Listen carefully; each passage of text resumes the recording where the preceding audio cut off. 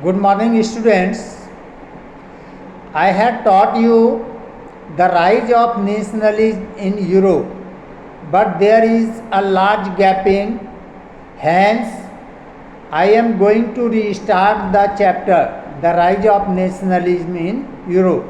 मैंने आपको the rise of nationalism in Europe का कुछ भाग आपको पढ़ा दिया था, बट उस समय और अब में एक लंबा गैपिंग हुआ, क्योंकि उस समय आपका एग्ज़ाम चल रहा था। एग्ज़ाम प्रिपरेशन के लिए, एग्ज़ाम फिर चलते वक्त, इस सब के लिए काफ़ी जो है गैपिंग है टाइम के बीच में, इसीलिए आप लोग भूल गए होंगे। इसलिए मैं फिर से रीस्टार्ट कर रहा हूँ, आप लोग केयरफुली सुनेंगे और कभी कोई प्रॉब्लम हो तो आप मुझसे डायरेक्ट कंसल्ट कर सकते हैं।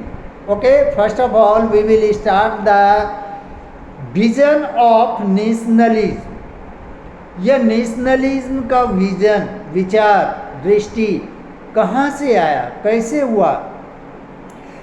Liberty, equality, democracy, republic et cetera are some such words which are the corner stones of modern political system. आज हम जानते हैं कि वर्ल्ड के अधिकांश कंट्रीज में डेमोक्रेसी है, जहाँ पर लिबर्टी, इक्वालिटी, डेमोक्रेसी, रिपब्लिक, इस पर इसकी चर्चा होती है, इस पर ही ज़्यादा बात की जाती है। लेकिन यह कोई न्यू नहीं है।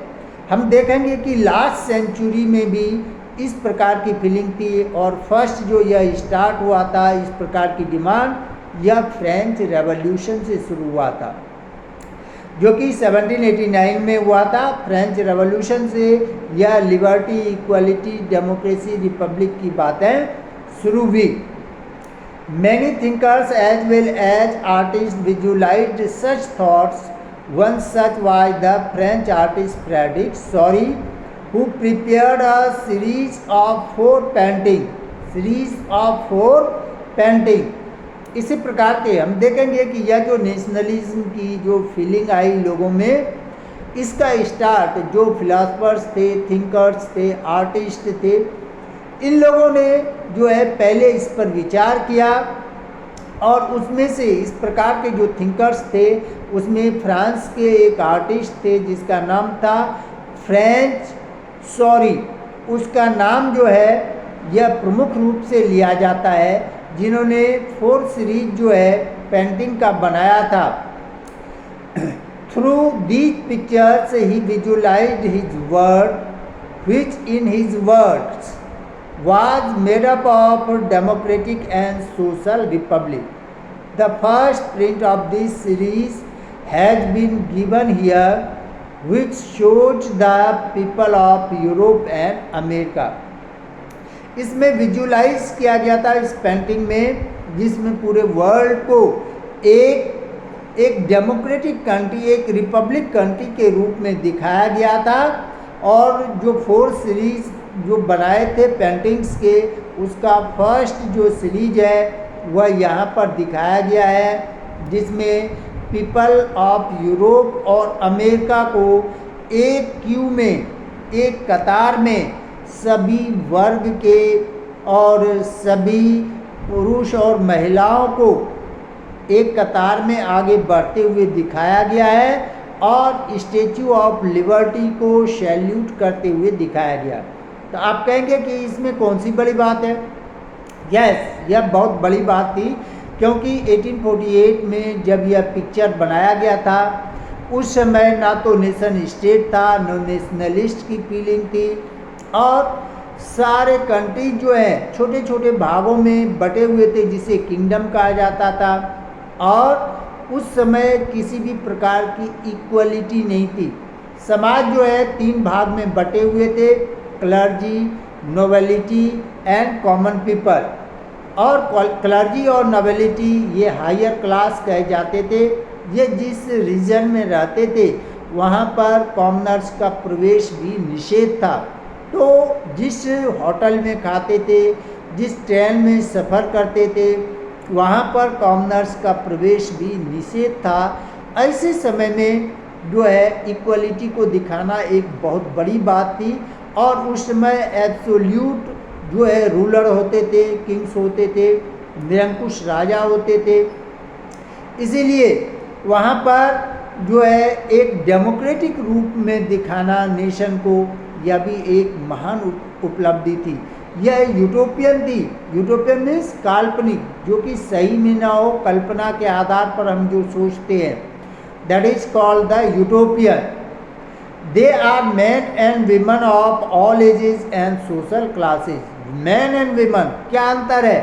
उस समय फीमेल को, वीमन को कोई राइट नहीं था, ना सोशल राइट था, ना पॉलिटिकल राइट था। लंबे समय के बाद जब नेशन स्टेट का निर्माण हुआ, लंबे समय तक संघर्ष करने के बाद विमेन को पॉलिटिकल राइट दिया गया और सोशल राइट दिया गया। यहाँ पर हम देखते हैं कि 1848 में ही शोरी ने विमेन को भी इक्वल राइट दिखाया है, इक्वलिटी को दर्शाने का प्रयास किया है।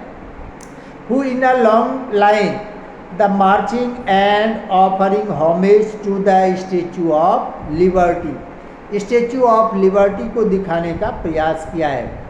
It may definitely remind you of the artist of the time of French Revolution who personified liberty as a female figure। देखें, उस समय फीमेल को कोई राइट नहीं था, लेकिन उस समय के जो आर्टिस्ट थे वे लिबर्टी को एक फीमेल फिगर के रूप में दिखाया था। इसका मतलब है कि फीमेल को ज़्यादा महत्ता दे रहे थे, ज़्यादा इम्पोर्टेंस दे रहे थे, जबकि फीमेल को उस समय ना तो कोई सोशल राइट था, ना ही पॉलिटिकल राइट था।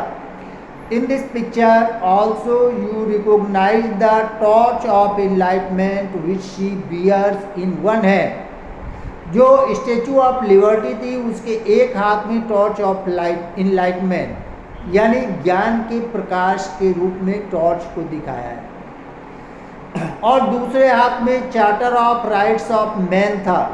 जबकि हम जानते हैं उस समय किसी प्रकार का चार्टर नहीं था, मैन को या किसी भी सिटीजन को कोई राइट नहीं था।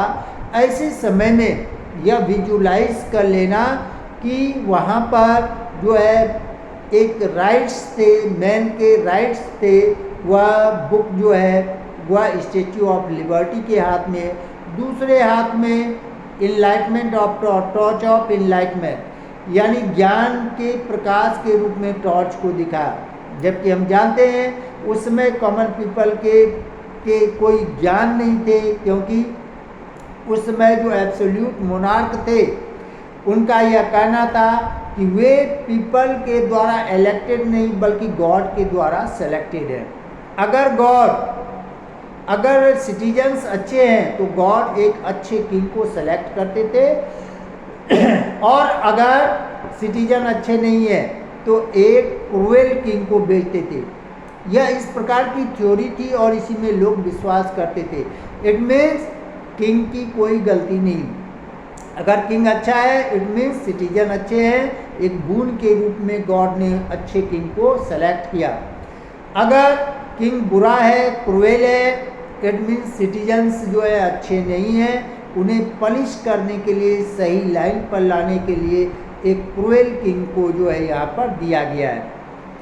इन the foreground of the image there lies the earth, the shattered remains of the monarchical symbols of absolute institutions.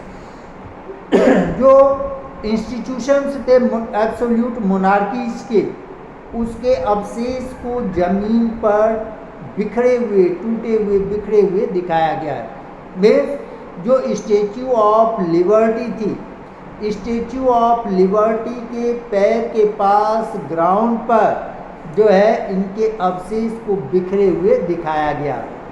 In the utopian vision of French artist Sorrieu, the people of the world are grouped as distinct nations who can be identified through their national costumes or flags।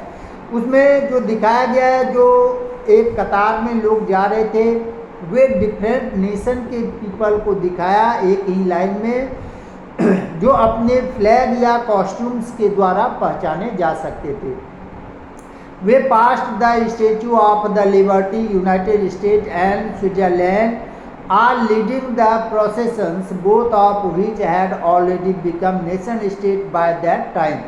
उस समय सिर्फ United nation यानी USA और Switzerland ही एक nation state के रूप में जो है डेवलप हो चुके थे और अदर जो यूरोपियन कंट्रीज थे वे नेशन स्टेट के रूप में नहीं डेवलप हुए थे।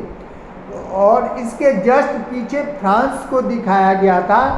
फ्रांस इस स्टैचू के जस्ट पीछे थे और जो identifiable by the revolutionary try colour, ये रेवोल्यूशनरी के ट्राई कलर के द्वारा पहचाने जाते थे। उसके पीछे जर्मनी थे जिसके हाथ में, जर्मन पीपल के हाथ में black, red and gold colour के फ्लैग्स थे। इट मीन जर्मन पीपल को उसके फ्लैग के द्वारा जो है पहचाना जा सकता था। An interesting factor is that at that time when Sorrieu created this image, German people did not yet exist as united nation. उस समय जब यह फ्लैग बनाया गया था, जब जर्मन को एक नेशन स्टेट के रूप में दिखाया गया था, उस समय जर्मनी एक किंगडम के रूप में बटा हुआ था, छोटे छोटे टुकड़े में बटे हुए थे। वह नेशन स्टेट्स का निर्माण नहीं हुआ था, उनके अपने इंडिपेंडेंट जो है फ्लैग्स नहीं थे। और जर्मनी जो है 1848 तक अनेक भागों में बटे हुए थे। ये भाग थे कौन से? Austria, the kingdom of two Sicilies, Lombardy, Poland, England, Ireland, Hungary and Russia. ये सारे कंट्रीज के सिटीजन्स जो है वहाँ पर थे और इसमें से बहुत सारे जो नाम लिए गए, इनके रूलर वहाँ पर रूल करते थे। From the heavens above Christ, saints and angels gaze upon the scene. यह सीन जो था उसको स्वर्ग से जीसस क्राइस्ट, सेंट्स और जो एंजल्स थे वे एकटक देख रहे थे, बहुत ध्यान से देख रहे थे। The artist has used them to symbolize fraternity among the nations of the world. जो आर्टिस्ट थे वे सारे जो वर्ल्ड के कंट्रीज थे, नेशंस थे, उसमें फ्रैटर्निटी दिखाने का प्रयास किया था। ओके, अब कल आगे हम बताएंगे Europe on the eve of the French revolution. Okay, thank you.